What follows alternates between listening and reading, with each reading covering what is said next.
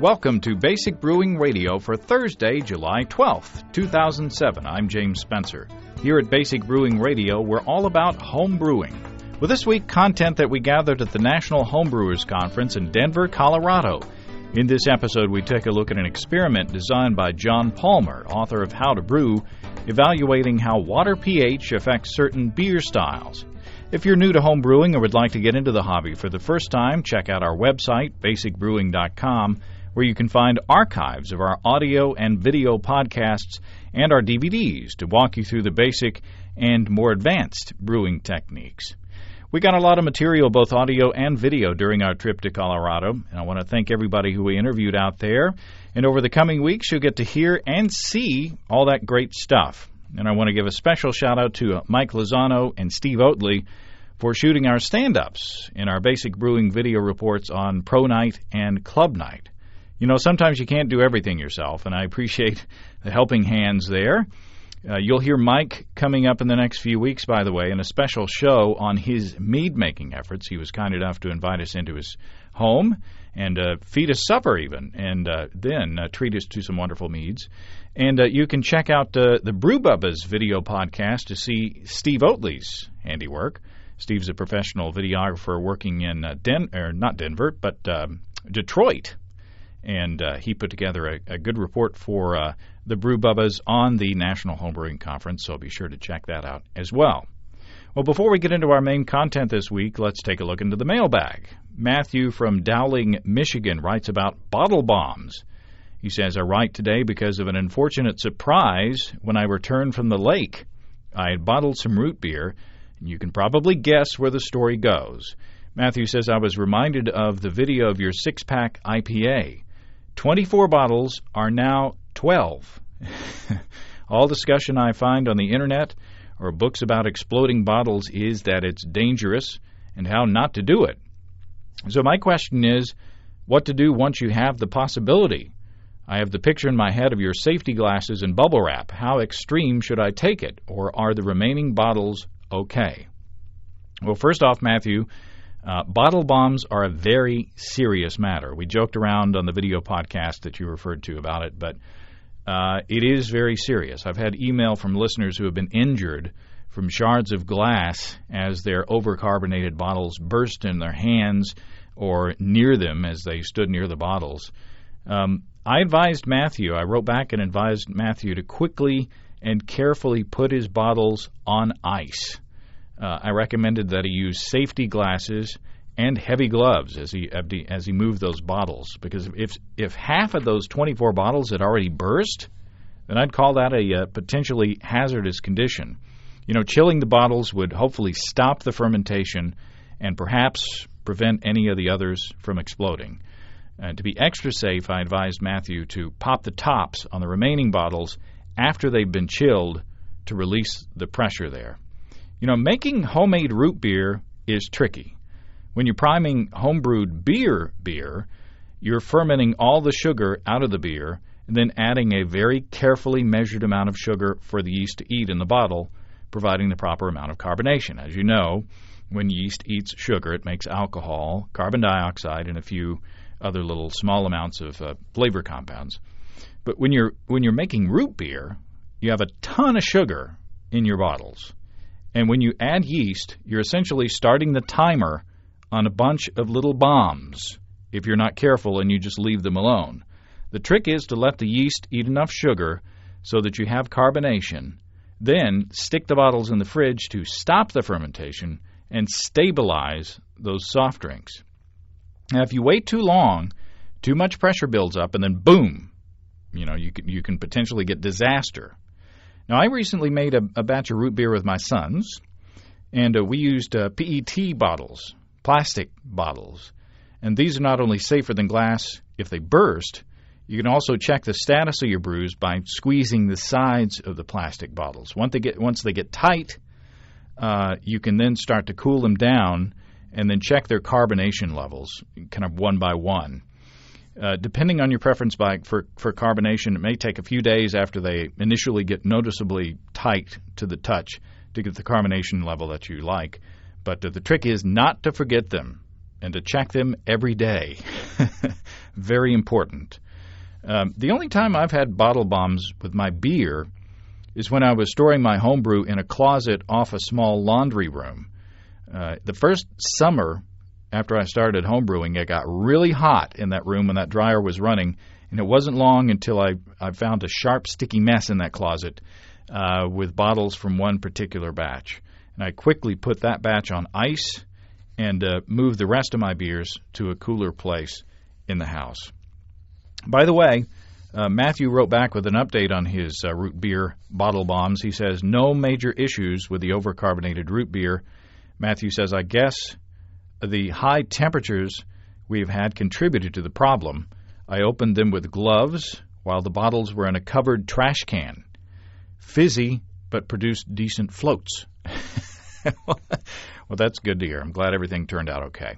If you do everything right, if you pay attention, you shouldn't have to worry about bottle bombs, especially with homebrewed beer. If you make sure that it's fermented out, that all the fermentation is complete, and you make sure that you've sanitized properly and you don't have wild yeast in there to keep on eating those fermentable sugars after you bottle, you should be okay if you prime properly with the amount of priming sugar that you're supposed to. But root beer, soft drinks, it's a tricky stuff because you're wanting to get enough carbonated so that you get some fizz and you get a nice head on your root beer.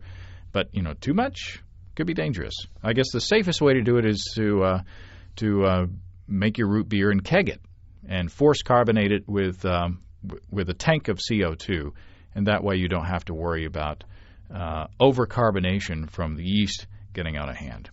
Okay, that's the lesson on root beer and bottle bombs for today.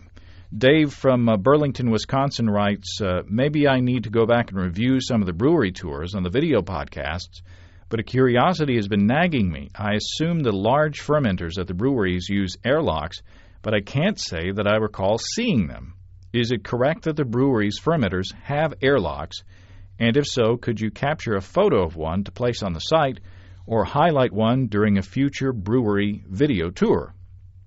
Well, Dave, most of the big craft breweries we've toured use blow-off tubes. If you look at the tour of a smaller brewery, Dry Dock Brewing Company, you'll be able to see one of those in action. When you see the fermenters, look for the pipe and then the hose coming out of the top of the fermenter leading down into a bucket of water, or it could be sanitizing solution. And I believe in that particular tour, I inserted a close-up shot of that bucket bubbling away. And, in some breweries with huge fermenters, like those hoses are really cranking out the CO2, and the water looks like it's boiling. That pressure is coming out there so quickly. And in breweries like Avery in Boulder, the hop smell coming out of there is great. But you don't want to smell too long. Don't stick your head in the bucket and, breathe for too long because you can't breathe CO2. Not good. It'll just knock you out. You need some oxygen every now and then. Too much of a good thing can be bad. So just a little bit of hop aroma from a bubbling CO2 bucket is good. Okay. Well, let's get on into the meat of the matter today. You've heard John Palmer on this podcast spend an entire episode talking about the importance of pH in brewing to style. Check out the archives to find that episode, and you can get all the details there. Well, in that episode, John told us that the makeup of our water can have an impact on the flavor of our beers when we're trying to match a certain style. Well, at the National Homebrewers Conference, John had an opportunity to prove his point.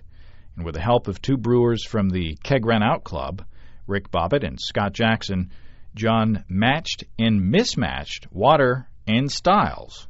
And here are the results. All right, John Palmer, welcome again to Basic Brewing Radio. Thank you very much, James. Good to be here. And you've got two companions here with you today, and I'll let them introduce themselves so we can hear their voices. Hi, I'm Rick Bobbitt. I'm Scott Jackson. And you're with the Keg Ran Out Club. That's right. Here in Denver. And you got it right. We appreciate that. How do people usually say it? Crocs or Keg Ran Out Homebrew Club, or it's usually mispronounced somehow. Well, I'm proud that I got it right. The rest of the day, the interview may be downhill from here,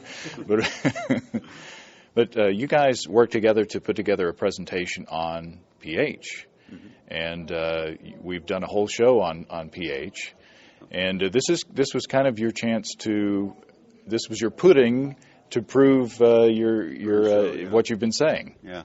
This was kind of like the practical example of what we talked about in the pH show. Excuse my voice, pro brewers night last night. But what we did is we built on what I presented in the pH show, and in talking about where the beer pH should be when you're done brewing, where the pH of the mash should be, how residual alkalinity figures into that pH. We took that and applied it to two beers here. We brewed a pale ale and we brewed a stout, and we brewed those with waters that we built from distilled water using packages of various brewing salts. We built a pale ale water, high hardness, low alkalinity, and then we built a stout water with still fairly high hardness, but much more alkalinity to balance the dark malts. And then we brewed those same beers again, switching the waters. So we had 4 beers that showed the effect of mash pH and beer pH on the flavor of the style. And before you guys took part in this experiment, did you guys worry too much about your water pH? I had read John's book and looked at pH and started using 5.2 in my mash, and that seemed to help. But I really hadn't worried about it too much or thought about it too much. I was concerned about pH, but not necessarily alkalinity, because I didn't have a way to measure that. I had a pH meter, so I could tell what my water was coming out, so I was concerned about pH. But talking with John and his presentation made me a lot more aware of what, it's not just the pH, it's what's in the water. It's the mineral content and the salt content that really affects a lot of things. And there is a combination of things that goes on, and there's a whole show in the archives if people want to go back and check that out. But hit the high points. I mean, the 30,000 feet overview. Sure. Well, the main drivers for pH in water are your calcium and magnesium content and your alkalinity. Alkalinity is mainly the bicarbonate level in the water, and your water pH is kind of a ratio of those two species. You can have a water pH of 8, and that's a typical drinking water kind of water pH, but that you can have that same pH number whether it's a very low mineral concentration or very high mineral concentration, because it's a ratio, it's a balance of those two groups. It's when you're brewing, you kind of need to be aware of whether you have 700-pound gorillas on the seesaw versus 2 little kids on the amount of adjustment you need to do. If you just got 2 little kids on the seesaw and you're sparging, that sparge water is not going to affect your mash pH very much. If you do with 700-pound gorillas, it's going to have more of an effect. So I think I probably went off on a tangent, but the high points are that your water pH is not terribly critical in and of itself. It's what comprises that pH and what the calcium and magnesium and the bicarbonate effect has on the mash and your grain bill, because your grain bill also has a very large effect on the mash pH and thus the beer pH after fermentation. Yeah, and that it's becoming, every time I hear you talk, John, it becomes more and more clear. So I'm That's good. and looking at the nomograph and kind of targeting where you want to be as far as your beer color and your beer style, it's really starting to make sense to me. Oh, good. I'm glad. It's crossed over to the dark side. Yes. So do you guys, are you starting to think about it more intuitively after this experience, or is it still kind of out there. After I read John's book, I had no idea what it meant. I mean, the first time. So I was like you. I had no idea. But listening to it over and over again, and the balance of minerals, and how it's really just the chemistry of the water that really affects it, and how you can adjust the chemistry to fit your needs, then it makes a lot more sense.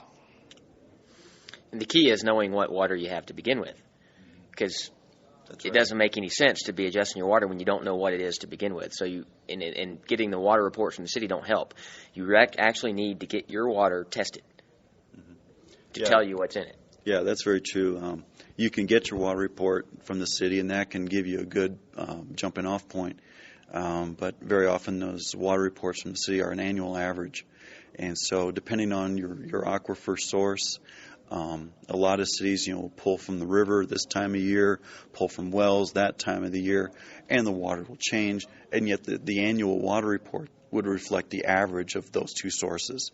So that can kind of throw you off. So yeah, you can save yourself a little bit of trouble or aggravation by taking a sample and sending it to a place like Ward Labs in Minnesota, and for $15 they'll test the hardness and alkalinity for you and send you a report. Now you know what you're working with. And I live in a small community, and part of the time we get our water from a local water source, and part of the time it's switched over to a regional water source. So that adds another variable into the equation. So if I'm really concerned about my water quality for a specific style, do you recommend starting with distilled water and building the water from the ground up? Yeah, that's a good way to get around all those questions. In fact, that's what we did for this experiment, where we just started with distilled water, and I built packets of salts from calcium carbonate, gypsum, Epsom salt, baking soda, and ratioed those using the spreadsheet that's available on my website, howtobrew.com, and to calculate, iteratively calculate the right RA that we wanted for the style. And RA is residual alkalinity. Right, the residual alkalinity of the water that we were building from distilled. And so that's what we did. They got 5-gallon containers of distilled water, and I provided packets of salts, and oddly enough, these salts don't like to dissolve in right away. It may take 10 years for all I know, but we end up with a little pile of salt on the bottom of the bucket. So what we did instead was added the salts directly to the mash. The lower pH of the mash, once you put the grain in, the water, the pH does drop down to 5 to 6, and you can add the salts at that point, and they readily dissolve. And talk about the two recipes that you designed. Okay.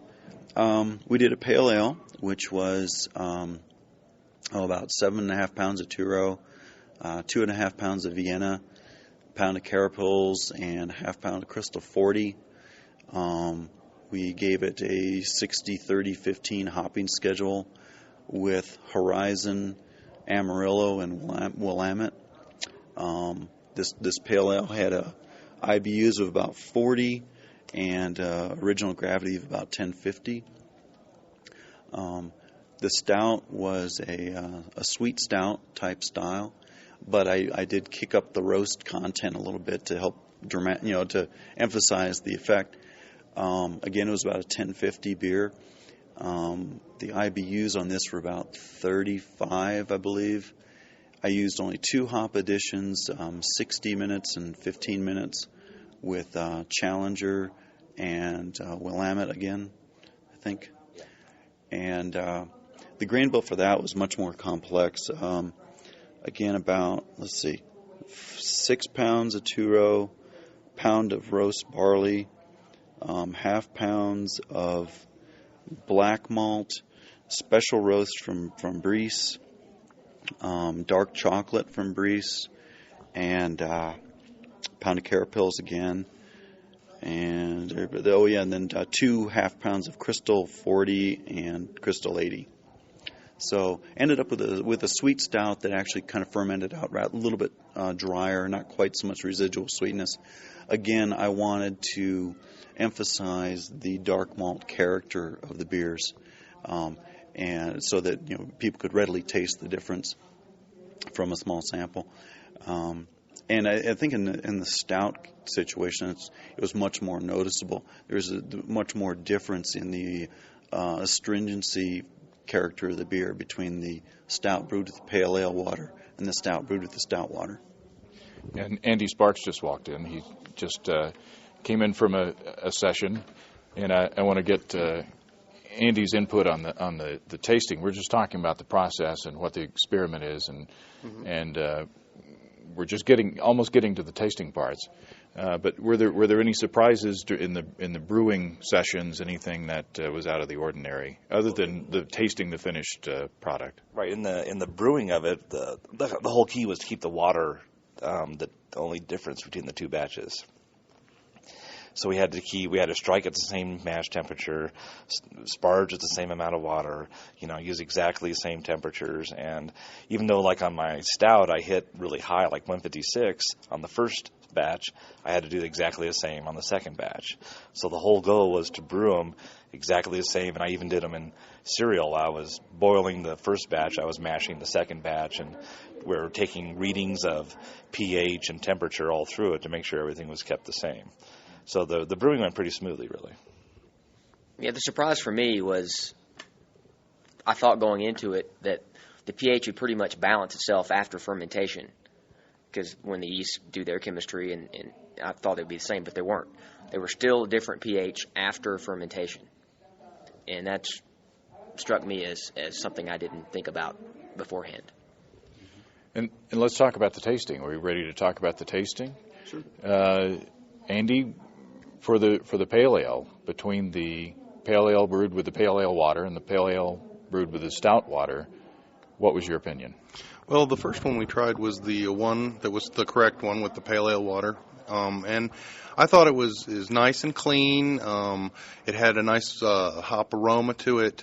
It wasn't a big pale ale, so I think that was part of the goal. Maybe was to keep it subtle so that you could taste the differences in it. So I liked that one a lot, and I was kind of startled by the second one. It kind of shocked me how astringent it was, and the one that was brewed with the stout water. So. Yeah, I had the same experience when they sent me bottles a couple weeks before the conference, and they had sent their tasting notes also. So I poured them out, got out my BJPC CP judge sheets, and scored them. And in the way I kind of summed it up was the pale ale with the pale ale water had a nice balanced hop character, very easy drinking beer. The pale ale brewed with the stout water was harsher and really had an unbalanced hop character, and was not as drinkable. I mean, still, it was a small difference, but definitely I saw an improvement with the pale and pale. But the hop bitterness for the pale with the good water was real nice and clean and sharp, but the hop bitterness brewed with the wrong water was harsh and just astringent and not good tasting at all. I thought the color was also a little different between the two beers. We didn't get a chance to see that because we had the samples one at a time. Right, but seeing them ferment together in 5 gallons, the pale ale with stout water was a little darker than the pale ale with the pale water. And there was some discussion with the tasting the first pair around people who had different opinions on what they were tasting between the two, but I don't think anybody could argue that they were different, and they were markedly different. So, people had different opinions on what they were tasting in each. And what they liked as far as what they were tasting. Right, and it could be that if they're brewing with the wrong water, maybe they're used to tasting it. That's right. Yeah. And if you're not entering contests and trying to match a style and you like that taste, that's cool. There was, in my mind, even a more marked difference between the stout brewed with the stout water and the stout brewed with the pale water. Did you think, Andy? Yeah, I agree. As a matter of fact, the stout brewed with the pale water, when I was drinking it, I was thinking, I've tasted beers like this, and that and it's kind of interesting. It wasn't very easy for me to drink the first one. I found it unpleasant on my tongue. It was and I describe it as a tannin, but I'm not sure that's exactly right. But it left me with this very dry, almost harsh dryness in my mouth. And I really liked the second one. It was very smooth and clean. Yeah, that was my experience too.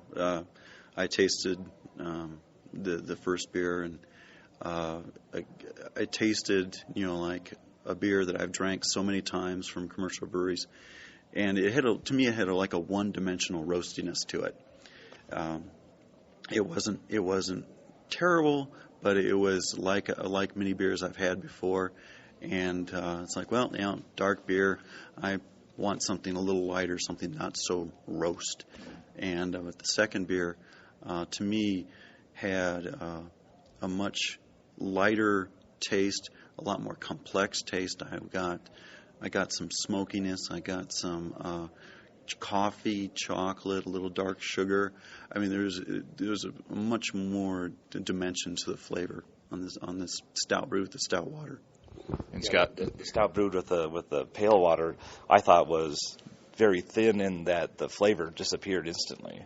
You drank it, you tasted the roast, and there was nothing else in the beer at all.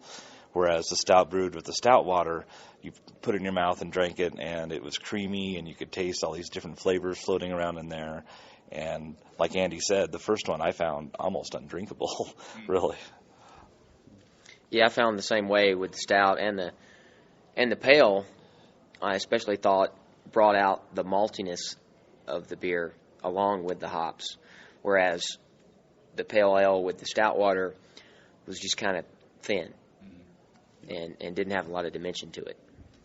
Yeah, I agree with you, Scott, in that I've tasted commercial stouts and porters that have that same kind of really sharp, roasty, in-your-face character that we got with the inappropriate water With pairings. nothing else to back it up, and so you get the roast, but there's nothing else.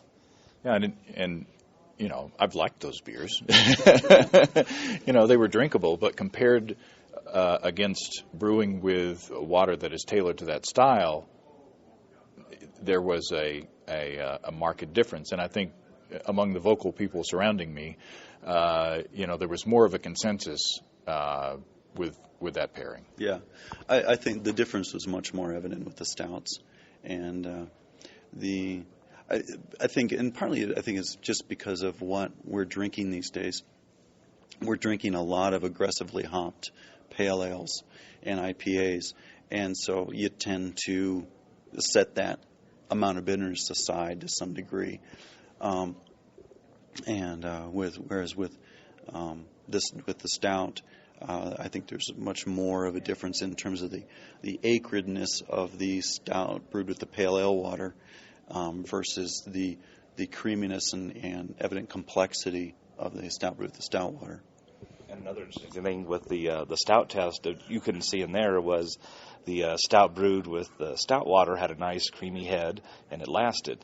The stout brewed with the pale water had almost no head, and this was pressurized the same way on my corny kegs when I did them for the test batches, and it just had no head and no lasting head at all, which is something to do with the proteins, with the pH or something. Yeah. I'm not sure. I saw that even on the pale ales where the head retention differed between the two batches.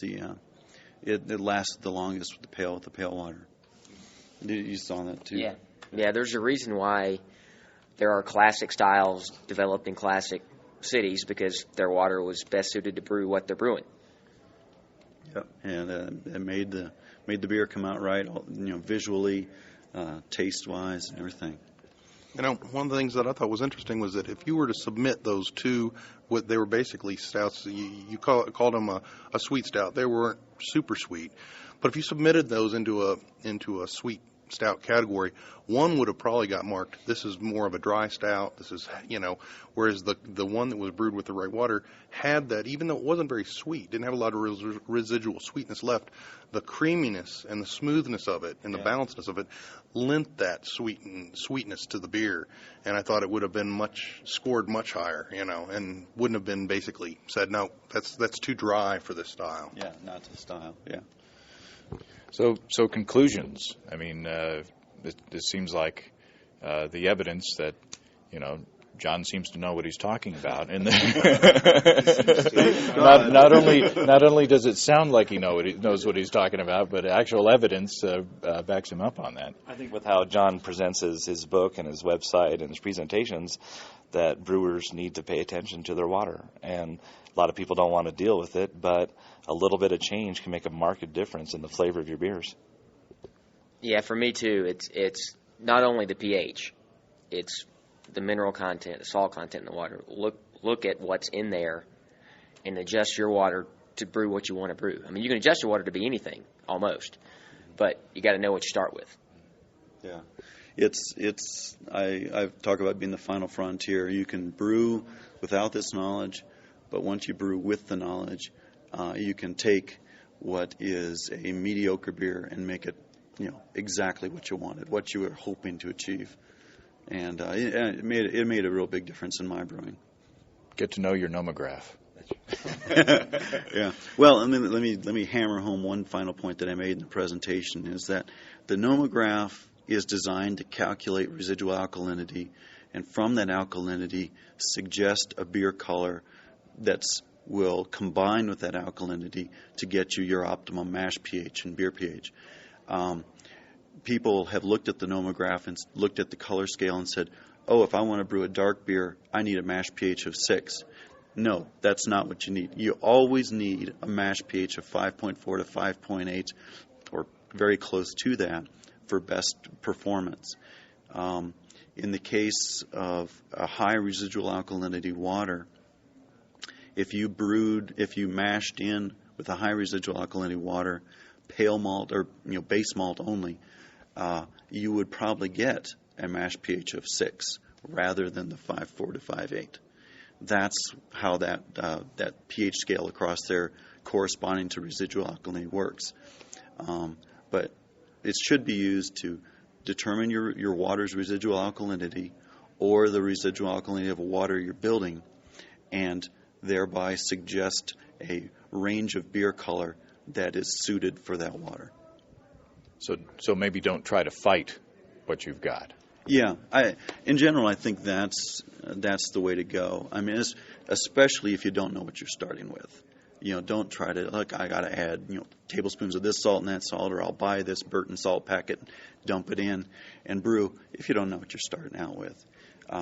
And I also don't advocate acidifying your mash to reach pH and acidifying your sparge water to keep that pH or the runnings, like in the ideal range. I just think it's overkill. I think you can finesse it in and come up with a more complex or a more classical tasting beer if you start from the bottom up and say, what am I starting with? What salts do I need to add to come out with the way that the beer is intended to taste? Very good. It was an interesting experiment, really interesting and useful, and I appreciate you guys putting it together and working up the beers. I owe Rick and Scott a lot for brewing all 4 batches. It saved me a lot of time and a lot of transport, and I was just, it really, and especially to have, independent brewers testing this theory, and then I have all of you tasting the results and saying, yes, it worked. That meant a lot to me. That's very gratifying. Excellent. Thanks a lot, guys. Thanks, James. You're welcome. I enjoyed it. Well, thanks again to John, Rick, Scott, and Andy for their help. And as I said, very interesting results, and more incentive for me to dig into my water chemistry. Haven't done it yet, though. Gonna, one day. By the way, Rick makes an excellent Pilsner, which I got to taste at the Keg Ran Out Club booth at Club Night. So good job, everybody. Next week, our coverage of the National Homebrewers Conference continues. Not sure what we'll have, but we got a lot of stuff to choose from. So it will be good, whatever it is. If you have brewing questions, show suggestions, or just want to say howdy, write to james@basicbrewing.com, or just fill out the contact form on basicbrewing.com, and please don't forget to tell us where you're from.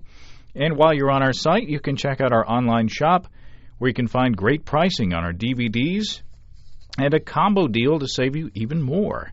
In our first DVD, Introduction to Extract Home Brewing, We walk you through the extract brewing process step by step from boiling to bottling. And in Basic Brewing, stepping into all grain, we walk you through the all grain process from milling your grain to collecting your wort. And you can see a listing of the fine folks across the country who sell our DVDs on basicbrewing.com. And if there isn't a vendor in your area, you can order it online, and we will pack it up for you ourselves, meaning me. Remember, shirts and hats out there, too, on our site, basicbrewing.com, including our ever-popular Go Forth and Flocculate shirt. And thanks to everybody also who's continued to click on our Amazon.com link. We appreciate the support there. Our featured products this week that were purchased through the link are the Garmin Nuvi 660 Pocket Vehicle GPS Navigator and Personal Travel Assistant, and Netgear JGS 524NA ProSafe 24-port Gigabit Rack Mount Switch. There you go. Thanks again, everybody. Remember, I can't tell who bought what, so no worries there. Just click on the Amazon.com logo on our site next time you feel like Amazon shopping, and we appreciate your support. We'll get a little slice of your shopping results there. Thanks, everybody. Well, that's all until next week. Until then, thanks for listening, everybody. I'm James Spencer. Production help for Basic Brewing Radio and our website is provided by Kelly Dodson, who also did our logo. Basic Brewing Radio is a production of Active Voicing. We'll talk to you next time, everybody. So long.